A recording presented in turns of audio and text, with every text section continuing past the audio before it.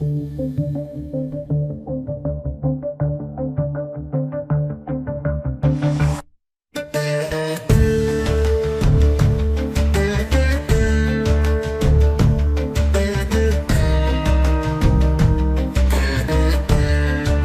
ಹರಿರಚಿಂತ್ಯ ಸರ್ವದೇವೈಕವಂದ್ಯ ಪರಮಗುರುರಭೀಷ್ಟಾವಾಪ್ತಿದ ಸಜ್ಜನಾನಾಂ ನಿಖಿಲ ಗುಣಗಣಾರ್ಣೋ ನಿತ್ಯ ನಿರ್ಮುಕ್ತದೋಷಃ ಸರಸಿಜನಯನೋऽಸೌ ಶ್ರೀಪತಿರ್ಮಾನದೋನಃ ಅಭ್ರಮಂ ಭಂಗರಹಿತಂ ಅಜಡಂ ವಿಮಲಂ ಸದಾ ಆನಂದತೀರ್ಥಮತುಲಂ ಭಜೆ ತಾಪತ್ರಯಾಪಹಂ ಶ್ರೀಗುರುಭ್ಯೋ ನಮಃ ಶ್ರೀಹರಯೇ ನಮಃ.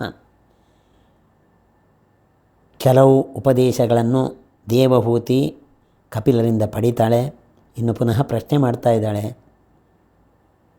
ಭಕ್ತಿಯ ಪ್ರಕಾರಗಳನ್ನು ತಿಳಿಸಿ, ಭಕ್ತಿಯಲ್ಲಿ ಎಷ್ಟು ವಿಭಾಗ ಉಂಟು, ಯಾವ ಭಕ್ತಿ ಒಳ್ಳೆಯದು, ಇದನ್ನೆಲ್ಲ ತಿಳಿಸಬೇಕು ಅಂತೇಳಿ ಪ್ರಾರ್ಥನೆ ಮಾಡ್ತಾಳೆ.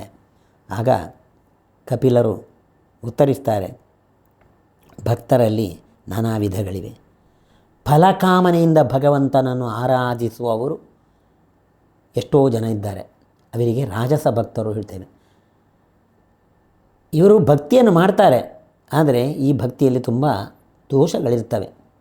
ಅಂದರೆ ಪ್ರೇಯಸ್ಸನ್ನು ಬಯಸಿ, ಇಷ್ಟಾರ್ಥವನ್ನು ಬಯಸಿ, ಅಂದರೆ ಐಶ್ವರ್ಯ, ಸಂಪತ್ತು, ಕೀರ್ತಿ, ವೈಭವ ಇವುಗಳನ್ನು ನೆಪವಾಗಿಟ್ಟು, ಅಂದರೆ ನಾನು ಇವತ್ತು ಈ ಸಲ ನಾನು ಓಟಿನಲ್ಲಿ ವಿನ್ ಆಗಬೇಕು ಅಂತ ಅದಕ್ಕೋಗಿ ಹೋಮ ಎಲ್ಲ, ಅದಕ್ಕಾಗಿ ಹೋಮ ಪೂಜೆ ಎಲ್ಲ ಮಾಡಿಸೋದು, ಅಥವಾ ನಾನು ಕೀರ್ತಿವಂತನಾಗಬೇಕು ಅಂತ ಬೇರೆ ಬೇರೆ ಕಾರಣಗಳಿಂದ ಸ್ವಾರ್ಥಕ್ಕೋಸ್ಕರ ಭಗವಂತನ ಪೂಜೆಯಲ್ಲ, ಈ ನಮ್ಮ ವೈಯಕ್ತಿಕ ಪ್ರಯೋಜನಕ್ಕೋಸ್ಕರ ನಾವು ಭಗವಂತನನ್ನು ಆರಾಧನೆ ಮಾಡೋದು ಅಂತಲ್ಲ, ಅದು ಅಂಥವರು ರಾಜಸ ಭಕ್ತರು ಅಂತೇಳಿ ಹೇಳಿ ಕಪಿಲರು ತಾಯಿಗೆ ಹೇಳ್ತಾರೆ. ಹರಿಪೂಜೆ ಇನ್ನೆಂದರೆ ಹರಿಯನ್ನು ದೇವರನ್ನು ಪೂಜೆ ಮಾಡ್ತಾರೆ. ಪ್ರತಿಮೆಗೆ ಪೂಜೆ ಮಾಡೋದು, ಪ್ರತಿಮೆಯಲ್ಲಿ ಮಾತ್ರ ದೇವರನ್ನು ಕಾಣೋದು, ದೇವಸ್ಥಾನದಲ್ಲಿ ಮಾತ್ರ ದೇವರ ಒಳಗೆ ಪೂಜೆ ಮುಗಿದ ಮೇಲೆ ಬೀಗ ಹಾಕಿ ಬಂದರೆ ದೇವರ ಗೊಡವೇ ಇಲ್ಲ, ದೇವರ ದೇವಸ್ಥಾನದಲ್ಲಿ ಇದ್ದಾರೆ ಅಂತೆ ನಮ್ಮ ಭಾವನೆ. ಪ್ರತಿಮೆ ದೇವರಲ್ಲ, ಅದರ ಒಳಗೆ ಭಗವಂತ ಇದ್ದಾನೆ. ಅಲ್ಲಿ ನಾನು ಅರ್ಚಿಸಿದ್ದು ಯಾರನ್ನು? ಜಗತ್ತನ್ನು ರಕ್ಷಣೆ ಮಾಡತಕ್ಕಂಥ ಸ್ವಾಮಿಯ ಪೂಜೆಯನ್ನು ನಾನು ಮಾಡಿದ್ದೇನೆ. ಅವನು ಪ್ರತಿಯೊಬ್ಬ ವ್ಯಕ್ತಿ ಒಳಗೂ ಇದ್ದಾನೆ. ಅವನು ಹೊರಗೆ ಬಂದರೆ ಹೊರಗೆ ಒಬ್ಬ ವ್ಯಕ್ತಿಯಲ್ಲೂ ಅವನಿದ್ದಾನೆ, ಅವನಿಲ್ಲದ ಜಾಗ ಇಲ್ಲ. ಒಂದು ಆ ಪೂಜೆಯ ಪೂಜೆ ಮಾಡಲಿಕ್ಕೆ ಒಂದು ಮಾಧ್ಯಮವನ್ನಾಗಿ ಪ್ರತಿಮೆಯನ್ನು ಇಟ್ಕೊಂಡಿದ್ದೇವೆ ಅಷ್ಟನ್ನು, ಪ್ರತಿಮೆಯೇ ದೇವರಲ್ಲ. ಹಾಗಾದರೆ ಕೇವಲ ಪ್ರತಿಮೆಯಲ್ಲೇ ಆರಾಧನೆ ಮಾಡುವವನು, ವ್ಯಕ್ತಿಗಳಲ್ಲಿ ವಸ್ತುಗಳಲ್ಲಿ ಭಗವಂತನನ್ನು ಕಾಣದವನು, ಅವನು ರಾಜಸ ಭಕ್ತ. ಅಲ್ಲದೆ ನನಗೆ ರಾಮದೇವರು ಭಾರಿ ಇಷ್ಟ, ಕೃಷ್ಣದೇವರು ನನಗಷ್ಟಿಷ್ಟ ಅಲ್ಲ ಅಂತ ಹೀಗೆ ಕೆಲವರು ರಾಮ, ಕೃಷ್ಣ, ವೇದವ್ಯಾಸ ಎಲ್ಲ ರೂಪಗಳು ಕೂಡ ಭಗವಂತನದ್ದೇ ರೂಪಗಳು. ಎಲ್ಲವೂ ಅಂದರೆ ಈಶ್ವರ, ಬ್ರಹ್ಮದೇವರು ಎಲ್ಲರೂ ಒಂದೇ ಅಂತ ಎಲ್ಲವೂ ಭಗವಂತನ ರೂಪ ಅಂತಲ್ಲ. ಭಗವಂತನದ್ದೇ ಕೆಲವು ಅವತಾರಗಳಿವೆ, ಅವುಗಳಲ್ಲಿ ಸ್ವಲ್ಪವೂ ವ್ಯತ್ಯಾಸ ಇಲ್ಲ. ಮೂಲ ರೂಪಕ್ಕೂ ಅವತಾರ ರೂಪಕ್ಕೂ ಯಾವ ವ್ಯತ್ಯಾಸವೂ ಇಲ್ಲ. ಮೂಲ ರೂಪದಲ್ಲಿ ಎಷ್ಟು ಸಾಮರ್ಥ್ಯ ಉಂಟು ಅಷ್ಟೂ ಸಾಮರ್ಥ್ಯ ಅವತಾರ ರೂಪದಲ್ಲಿ ಉಂಟು. ಆದರೆ ಅಂತಹ ಸಮಾನ ರೂಪಗಳಿಗೂ ಕೂಡ ಭೇದವನ್ನು ಎಣಿಸುವುದುಂಟಲ್ಲ, ಅವರು ಕೂಡ ರಾಜಸ ಭಕ್ತರು ಅಂತೇಳಿ ಹೇಳ್ತಾರೆ. ಯಾವಾಗಲೂ ಅದೇ ಮುಖ್ಯವಾಗಿ ನಾವು ಫಲಾಪೇಕ್ಷೆಯಿಂದ ಮಾಡುವ ಪೂಜೆ, ಹೋಮ ಎಲ್ಲವೂ ಕೂಡ ಅದು ಸಾತ್ವಿಕ ರಾಜಸ ಭಕ್ತನ ಗುಣ ಆಗಿದೆ. ಸಾತ್ವಿಕ ಭಕ್ತ ಯಾರು ಹೇಳಿದರೆ, ಯಾವುದನ್ನು ಬಯಸುವುದಿಲ್ಲ. ಅವನು ದೇವರ ನನಗೆ ಸರ್ವವನ್ನು ಕೊಡುವವನು, ಅವನು ಬೇಕಾದ್ದು ಕೊಟ್ಟಿದ್ದಾನೆ, ಅವನನ್ನು ನಾನು ಅವನಿಗೆ ಕೃತಜ್ಞತೆ ಅರ್ಪಣೆ ಮಾಡುವುದು ನನ್ನ ಮುಖ್ಯ ಕರ್ತವ್ಯ ಅಂತ ಭಾವನೆಯಲ್ಲಿ, ಇನ್ನೇನು ಬೇಕು ಅಂತ ಅಲ್ಲ.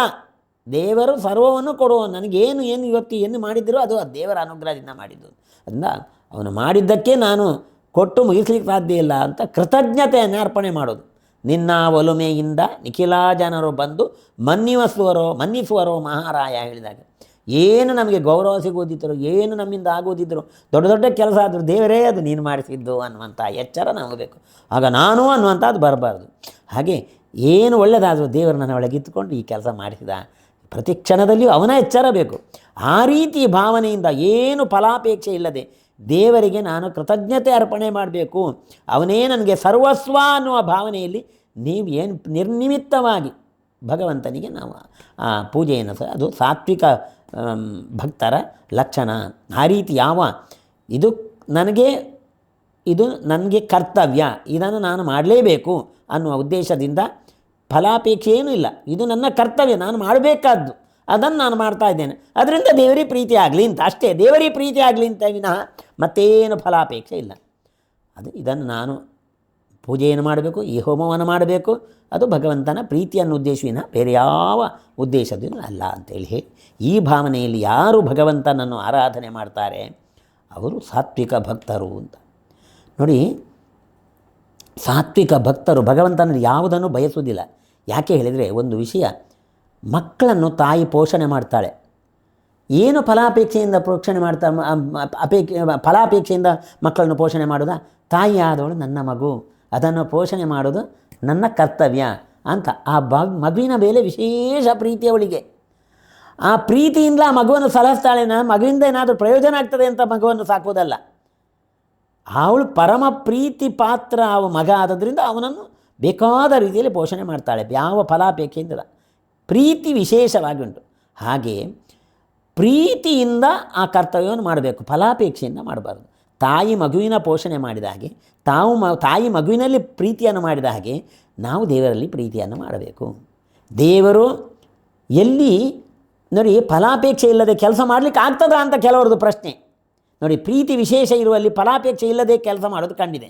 ಹಾಗೆಯೇ ಭಗವಂತ ನಮಗೆ ಅವನಷ್ಟು ಪ್ರೀತಿ ಪಾತ್ರ ಬೇರೆ ಯಾರೂ ಇಲ್ಲ. ಆದ್ದರಿಂದ ಪ್ರೀತಿ ವಿಶೇಷ ಸಾತ್ವಿಕರಿಗೆ ಅವನಲ್ಲಿ ವಿಶೇಷವಾದ ಪ್ರೀತಿ ಇರುವುದರಿಂದ ಅವರು ಭಗವಂತನಿಂದ ಏನನ್ನೂ ಅಪೇಕ್ಷೆ ಮಾಡೋದಿಲ್ಲ. ದೇವರೇ ನಿನಗೆ ಪ್ರೀತಿ ಆದರೆ ಸಾಕು ಅಂತೇಳಿ ಇಷ್ಟೇ ಉದ್ದೇಶದಿಂದ ಆ ಭಗವಂತನ ಸೇವನೆ ಮಾಡ್ತಾರೆ. ಅವನಿಗೆ ಪ್ರಿಯವಾದ ಕೆಲಸ ಮಾಡ್ತಾರೆ. ಪೂಜೆ ಆಗಲಿ, ಹೋಮ ಆಗಲಿ ಮಾಡಿ ದೇವರೇ ನಿನ್ನ ಪ್ರೀತನಾಗು, ನಿನ್ನ ಅನುಗ್ರಹ ನಿರಂತರ ನನಗಿರಲಿ ಅಂತ ಪ್ರಾರ್ಥನೆ ಮಾಡಿಕೊಳ್ತಾರೆ ವಿನಃ ಯಾವ ಫಲವನ್ನು ಅಪೇಕ್ಷೆ. ಇದು ಸಾತ್ವಿಕರ ಲಕ್ಷಣ.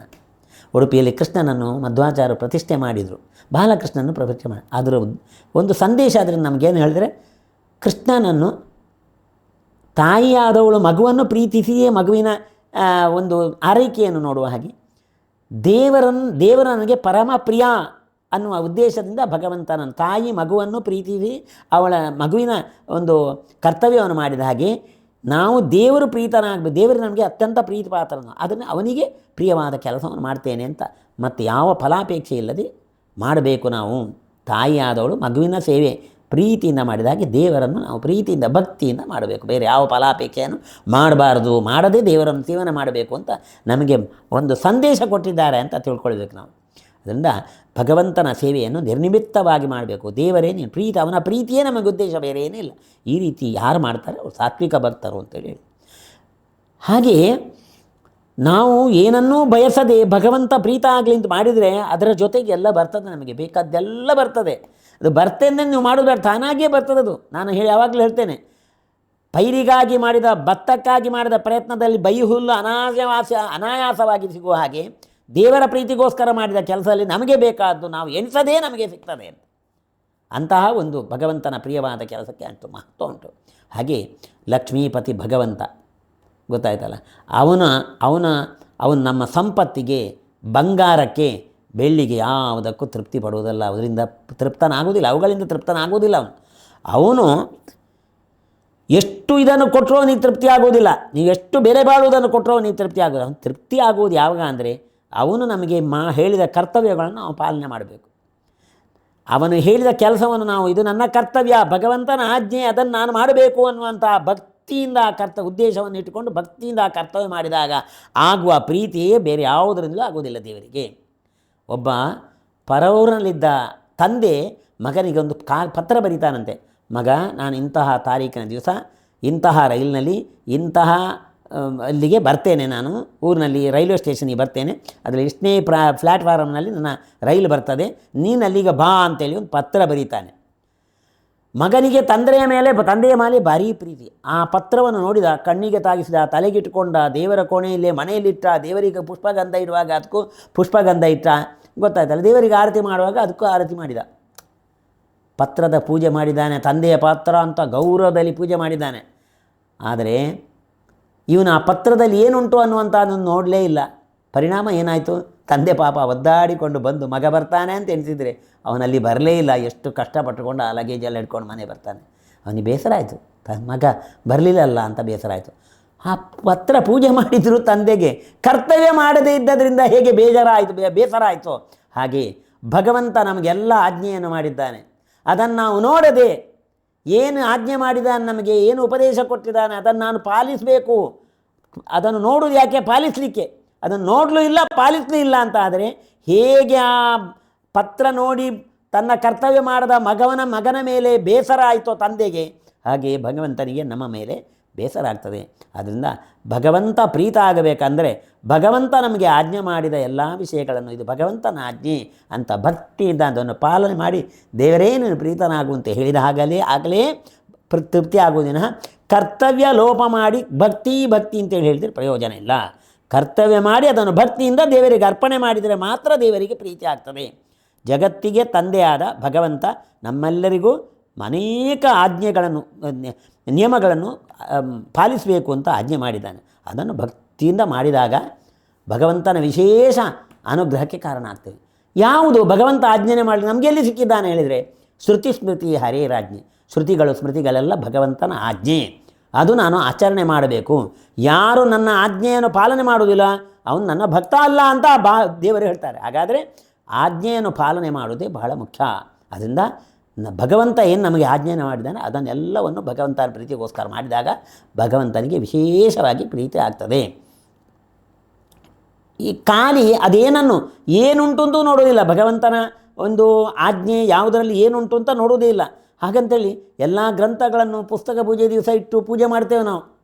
ಒಂದು ದಿವಸ ಅದರ ಒಳಗೆ ಏನುಂಟು ಅಂತ ನೋಡೋದಿಲ್ಲ. ಹಾಗೆ ಮಾಡಿದರೆ ಪ್ರಯೋಜನ. ಇದೀಗ ರೈಲಿಗೆ ಸ್ಟೇಷನಿಗೆ ತಂದೆ ಬರ್ತೇನೆ ಅಂದರೆ ಪತ್ರ ಮಗನಿಗೆ ಕೊಟ್ಟರೆ ಮಗ ಹೇಗೆ ಮಾಡಿದ್ನ ಹಾಗೆ ನಮ್ಮ ಕಥೆ ಆಯಿತು.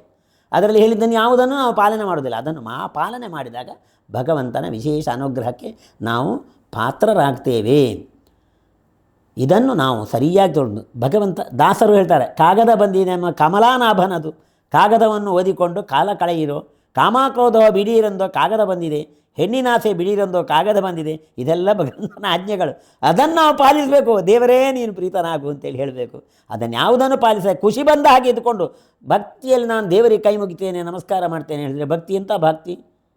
ಅವನ ಆಜ್ಞೆಯನ್ನು ಪಾಲನೆ ಮಾಡುವುದನ್ನು ಪಾಲನೆ ಮಾಡಿ ಅದನ್ನು ಭಗವಂತನಿಗೆ ಅರ್ಪಣೆ ಆಗೋದು. ಭಕ್ತಿಯಿಂದ ಅರ್ಪಣೆ ಮಾಡಬೇಕು. ಆಗ ಭಗವಂತನಿಗೆ ವಿಶೇಷವಾಗಿ ತೃಪ್ತಿ ಆಗ್ತದೆ. ಇಂತಹ ಅದೇ ಮತ್ತೆ ನಾನು ಆಗ ಹೇಳಿದಾಗೆ ಆ ರಾಮಕೃಷ್ಣಾದಿ ಅವತಾರಗಳಲ್ಲಿ ಭೇದ ಇಲ್ಲ ಅಂತೇಳಿ ತಿಳ್ಕೊಂಡು ಎಲ್ಲವೂ ಭಗವಂತನದ್ದೇ ಬೇರೆ ಬೇರೆ ರೂಪಗಳು. ಪ್ರತಿಯೊಂದು ರೂಪಕ್ಕೂ ಅಂತಹ ವಿಶಿಷ್ಟ ಸಾಮರ್ಥ್ಯ ಉಂಟು, ಸಮಾನ ಸಾಮರ್ಥ್ಯ ಉಂಟು ಅಂತೇಳಿ ತಿಳ್ಕೊಳ್ಬೇಕು ಅಂತ. ಅಂಥವರು ಸಾತ್ವಿಕ ಭಕ್ತರು. ಯಾರು ಭಗವಂತನ ಆಜ್ಞೆಯನ್ನು ಪಾಲಿಸಿ ಭಕ್ತಿಯಿಂದ ಭಗವಂತನಿಗೆ ಅರ್ಪಣೆ ಮಾಡ್ತಾರೆ ಆ ಕರ್ಮವನ್ನು, ಅಂಥವರು ಸಾತ್ವಿಕ ಭಕ್ತರು ಅಂತೇಳಿ ಹೇಳ್ತಾರೆ. ಇನ್ನೊಂದು ಏನು ವಿಷಯ ಹೇಳಿದರೆ ಪ್ರತಿಮೆಯಲ್ಲಿ ಮಾತ್ರ ದೇವರನ್ನು ಪೂಜೆ ಮಾಡ್ತಾರೆ. ಭಾರೀ ವೈಭವದಲ್ಲಿ ಪೂಜೆ ಮಾಡ್ತಾನೆ. ದೇವರಿಗೆ ಅದರಿಂದ ಖುಷಿ ಆಗೋದಿಲ್ಲಂತೆ. ಯಾಕೆ ಹೇಳಿದರೆ ಭಗವಂತ ಸರ್ವತ್ರ ಇದ್ದಾನೆ ಅಂತ ತಿಳ್ಕೊಳ್ಬೇಕು. ಪ್ರತಿಯೊಬ್ಬ ವ್ಯಕ್ತಿಯಲ್ಲೂ ಭಗವಂತ ಇದ್ದಾನೆ ಅಂತ ತಿಳ್ಕೊಳ್ಬೇಕು. ಪ್ರತಿಮೆಯಲ್ಲಿ ಮಾತ್ರ ಪ್ರತಿಮೆಯನ್ನೇ ದೇವರು ಅಂತ, ಅವನು ಪ್ರತಿಮೆಯನ್ನೇ ದೇವರು ಅಂತೇಳಿ ಭಾವಿಸಿ ಪೂಜೆ ಮಾಡೋದು. ಅದರಿಂದ ದೇವರಿಗೆ ತೃಪ್ತಿ ಆಗೋದಿಲ್ಲ. ಮತ್ತು ಒಂದೊಂದು ವ್ಯಕ್ತಿಗಳಲ್ಲಿಯೂ ಭಗವಂತ ಇದ್ದಾನೆ, ಅವರಿಗೆ ತೃಪ್ತಿ ಆಗಬೇಕು, ಅವರಿಗೆ ಅನುಕೂಲ ಮಾಡಿಕೊಡಬೇಕು, ಅವರ ತೃಪ್ತಿಗೆ ಬೇಕಾದ ಕರ್ತವ್ಯ ಮಾಡಬೇಕು ಅನ್ನತಕ್ಕಂತಹ ಒಂದು ಉದ್ದೇಶವನ್ನು ಇಟ್ಕೊಂಡು ಪ್ರತಿಯೊಬ್ಬರಿಗೂ ಉಪಕಾರ ಮಾಡಿ ಅದನ್ನು ಭಗವಂತನಿಗೆ ನಾವು ಅರ್ಪಣೆ ಮಾಡಬೇಕು. ಖಾಲಿ ಪ್ರತಿಮೆಯಲ್ಲಿ ನಾವು ಬೇಕಾದಷ್ಟು ಪೂಜೆ ಮಾಡ್ತೇವೆ, ಆದರೆ ಭೂತಗ್ರಾಮ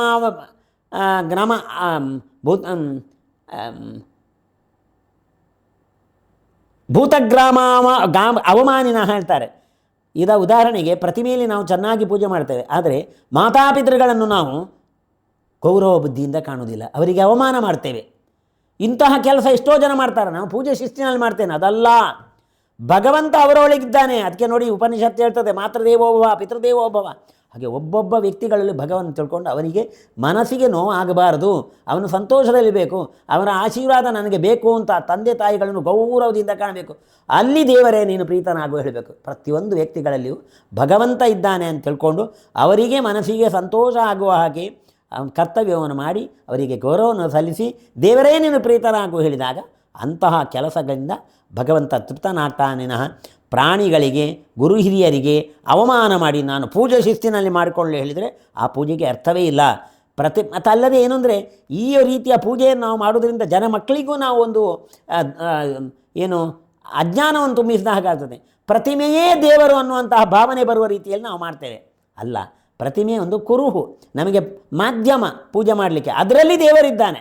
ಹಾಗೆ ತಂದೆ ತಾಯಿಗಳು ಹಿರಿಯರು ಎಲ್ಲರಲ್ಲಿಯೂ ಗುರುಗಳಲ್ಲಿ ಗೊತ್ತಾನೆ, ಸರ್ವ ಪ್ರಾಣಿಗಳಲ್ಲಿ ಭಗವಂತ ಇದ್ದಾನೆ. ಅವರೆಲ್ಲಿಗೂ ತೃಪ್ತಿಯಾಗೋ ಹಾಗೆ ನಾನು ಮಾಡಬೇಕು. ಅವರಿಗೆ ಅಪಚಾರ ಮಾಡಿದರೆ ನಾನು ದೇವರ ಅನುಗ್ರಹ ಆಗೋದಿಲ್ಲ, ಯಾಕೆ ಅವರೊಳಗೂ ಭಗವಂತ ಇದ್ದಾನೆ. ಈ ಎಚ್ಚರದಲ್ಲಿ ಯಾರು ಭಗವಂತನ ಪೂಜೆ ಮಾಡ್ತಾನೆ ಅವನ ಬಗ್ಗೆ ಭಗವಂತನಿಗೆ ವಿಶೇಷ ತೃಪ್ತಿ ಆಗ್ತದೆ. ಕೇವಲ ಪ್ರತಿಮೆಯಲ್ಲಿ ಪೂಜೆ ಮಾಡಿದ್ರಿಂದ ಮಾತ್ರ ನನಗೆ ತೃಪ್ತಿ ಆಗೋದಿಲ್ಲ. ಪ್ರತಿಯೊಬ್ಬ ವ್ಯಕ್ತಿಯಲ್ಲೂ ಕೂಡ ಭಗವಂತ ಇದ್ದಾನೆ.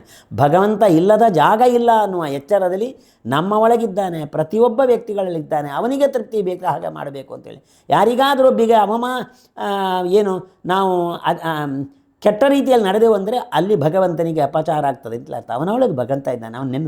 ಅವನು ನಂದುಕೊಂಡ್ರೆ ಭಗವಂತನ ಅನುಗ್ರಹ ಆಗೋದಿಲ್ಲ, ಅವನ ಆಗ್ರಹ ಆಗ್ತದೆ ಎನ್ನುವ ಎಚ್ಚರ ನಮಗೆ ಬೇಕು. ಆದ್ದರಿಂದ ಏನು ಹೇಳಿದರೆ, ಭಕ್ತಿ ಇಲ್ಲದ ಸೇವೆ ಇಲ್ಲದ ಭಕ್ತಿ ಎರಡೂ ಕೂಡ ಅಪೂರ್ಣ. ಆದ್ದರಿಂದ ಯಾವುದನ್ನು ಮಾಡುವಾಗಲೂ ಭಕ್ತಿಯಿಂದ ಮಾಡಿ. ಭಗವಂತ ಯಾರಿಗೊಬ್ಬರಿಗೆ ಉಪಕಾರ ಮಾಡಿದ್ರು ಕೂಡ ದೇವರೇ ನೀನು ಪ್ರೀತನಾಗು, ಅವನೇ ದೇವರಲ್ಲ, ಅವನ ಒಳಗಿರತಕ್ಕ ಭಗವಂತ ಪ್ರೀತನಾಗಲಿ ಅಂತ ಈ ರೀತಿಯ ಭಾವನೆಯಲ್ಲಿ ನಾವು ಯಾವ ಕರ್ತವ್ಯವನ್ನು ಮಾಡಿದರೆ ಅದು ಭಗವಂತನ ವಿಶೇಷ ಪ್ರೀತಿ ಕಾರಣ ಆಗ್ತದೆ. ಇದು ಸಾತ್ವಿಕ ಭಕ್ತರ ಲಕ್ಷಣ. ಈ ರೀತಿಯಾಗಿ ಒಂದು ವೇಳೆ ಭಗವಂತನ ಎಚ್ಚರ ಇಲ್ಲದೆ ಭಕ್ತಿ ಇಲ್ಲದೆ ಏನಾದರೂ ಹೋಮ ಹವನ ಮಾಡಿದರೂ ಅದು ಕೇವಲ ಭಸ್ಮದಲ್ಲಿ ಹೋಮ ಮಾಡಿದ ಹಾಗೆ. ಭಗವಂತನಿಗೆ ಪ್ರೀತಿ ಆಗಬೇಕು, ಅವನು ಏನು ಉಪಕಾರ ಮಾಡಿದೆ ಅಂತ ತಿಳ್ಕೊಂಡು ಗೌರವ ಭಕ್ತಿಯಿಂದ ಅದನ್ನು ಭಗವಂತನಿಗೆ ಅರ್ಪಣೆ ಮಾಡಿದಾಗ ಅದು ವಿಶೇಷ ಫಲಕಾರಿಯಾಗ್ತದೆ. ಹಾಗೆ ಜಡ, ಜೀವ, ಈಶ್ವರ. ಜಡ ಅಂದರೆ ಚೇತನ ಅಲ್ಲದಿದ್ದದ್ದು ಜಡ, ಅದರಲ್ಲಿಯೂ ಒಳಗಿದ್ದಾನೆ. ಆಮೇಲೆ ಜಗತ್ತಿನಲ್ಲಿಯೂ ಭಗವಂತ ಇದ್ದಾನೆ, ಜಗತ್ತಿನಲ್ಲಿದ್ದಾನೆ, ಜೀವಿಗಳಲ್ಲಿದ್ದಾರೆ ಭಗವಂತ. ಹೀಗೆ ಭಗವಂತ ಎಲ್ಲೆಡೆಯೂ ಇದ್ದಾನೆ, ಗೊತ್ತಾಯ್ತಲ್ಲ. ಅಂತಹ ಎಲ್ಲೆಡೆಯೂ ಭಗವಂತನನ್ನು ನೋಡಿ ಅವನ ಪ್ರೀತಿಯನ್ನು ಉದ್ದೇಶಿಸಿ ಕರ್ತವ್ಯವನ್ನು ಮಾಡೋರು ಒಳ್ಳೆಯ ಜ್ಞಾನಿಗಳು ಅಂಥೇಳಿ. ಹೀಗೆ ಜ್ಞಾನಿಗಳ ಒಂದು ಚಿಂತನೆಗಳನ್ನು ಆ ದೇವಭೂತಿಗೆ ಭಗವಂತ ಚೆನ್ನಾಗಿ ವಿವರಣೆ ಮಾಡ್ತಾನೆ. ಕಪಿಲ ದೇವರು ವಿವರಣೆ ಮಾಡ್ತಾರೆ. ಯಾವ ರೀತಿ ಈ ರೀತಿಯ ಉದಾತ್ತ ಚಿಂತನೆಯಿಂದ ಕರ್ತವ್ಯವನ್ನು ಮಾಡಿ ಭಗವಂತನಿಗೆ ಅರ್ಪಣೆ ಮಾಡುವವನು ಇಲ್ಲಿಯೂ ಸುಖಿ, ಮರಣೋತ್ತರದಲ್ಲಿಯೂ ಸುಖಿ, ಯಾವತ್ತೂ ಸುಖಿ ಅಂತೆ, ಗೊತ್ತಾಯ್ತಲ್ಲ. ಆದ್ದರಿಂದ ನಮಗೆ ಈ 4 ಜ್ಞಾನ, ಭಕ್ತಿ, ವೈರಾಗ್ಯ, ಕರ್ತವ್ಯ ಅಂತ 4 ಕಾಲು. ಒಂದು ಮಂಚಕ್ಕೆ 4 ಕಾಲ ಬೇಕಲ್ಲ, ಇದರ ಮೇಲೆ ನಮ್ಮ ಜೀವನ ನಡಿಬೇಕು. ನಮ್ಮ ಜೀವನ ಭಗವಂತನ ಜ್ಞಾನ ಇರಬೇಕು, ಅವನಲ್ಲಿ ಭಕ್ತಿ ಇರಬೇಕು, ವಿಷಯಗಳಲ್ಲಿ ವಿರಕ್ತಿ ಇರಬೇಕು. ಆಮೇಲೆ ಇಷ್ಟೇ ಮಾತ್ರ ಇದ್ದರೆ ಸಾಲದು, ನಮ್ಮ ಕರ್ತವ್ಯವನ್ನು ನಾವು ಪಾಲನೆ ಮಾಡಬೇಕು. ಇದು 4 ಕಾಲುಗಳಿಂದ ಮಂಚ ಗಟ್ಟಿಯಾಗಿದ್ದರೆ ನಮ್ಮ ಜೀವನ ಅನ್ನುವಂಥದ್ದು 4 ಕಾಲುಗಳ ಮಂಚದ ಮೇಲೆ ಇರಬೇಕು. ಅಂದರೆ ಇವುಗಳನ್ನು ನಾವು ಅನುಸರಿಸಿಕೊಂಡಿರಬೇಕು. ಆಗ ನಮ್ಮ ಜೀವನ ದೇವರು ಈ ಕೊಟ್ಟ ಜನ್ಮ ಸಾರ್ಥಕ ಆಗ್ತದೆ ಅನ್ನುವ ವಿಚಾರದಲ್ಲಿ ಇದನ್ನೆಲ್ಲ ದೇವಹೂತಿಯನ್ನು ನೆಪವಾಗಿಕೊಂಡು ನಮಗೆಲ್ಲ ಹೇಳಿದ್ದಾರೆ. ಭಗವಂತನ ಭಕ್ತಿ, ಅವನ ವಿಷಯಗಳಲ್ಲಿ ವಿರಕ್ತಿ, ಇದೆಲ್ಲವನ್ನು ನಾವು ಅಳವಡಿಸಿಕೊಂಡು ಕರ್ತವ್ಯವನ್ನು ಮಾಡಿ ಭಗವಂತನಿಗೆ ಅರ್ಪಣೆ ಮಾಡಿದಾಗಲೇ ಈ ಮನುಷ್ಯ ಜನ್ಮ ಸಾರ್ಥಕ ಆಗ್ತದೆ. ಅಂತಹ ಸಾಧನೆಯಲ್ಲಿ ನಾವೆಲ್ಲರೂ ತೊಡಗಬೇಕು ಅಂತ ತಾಯಿಗೆ ಉಪದೇಶ ಕೊಟ್ಟರೆ ತಾಯಿ ಬಹಳ ಸಂತೋಷ ಪಡ್ತಾಳಂತೆ. ಎಲ್ಲಿಯವರೆಗೆ ಅಂದರೆ ಅವಳಿಗೆ ಮಗನ ಉಪದೇಶವನ್ನು ಕೇಳಿ ಅವಳಿಗೆ ಕಾಣ್ತದೆ ಮಗ ಅಂತ ಅವನನ್ನು ಕಳ್ಳಲಿಕ್ಕೆ ನಾಚಿಕೆ ಆಗ್ತದಂತೆ. ಯಾಕೆ ಹೇಳಿದರೆ ಎಂಥ ಜ್ಞಾನಿ ಅವನನ್ನು ನಾನು ಅವಳು ನಾಚಿಕೆಯಾಗಿ ಪ್ರಾರ್ಥನೆ ಮಾಡ್ತಾಳಂತೆ. ದೇವಹೂತಿಗೆ ಭಾರಿ ಸಂತೋಷ ಆಗ್ತದೆ.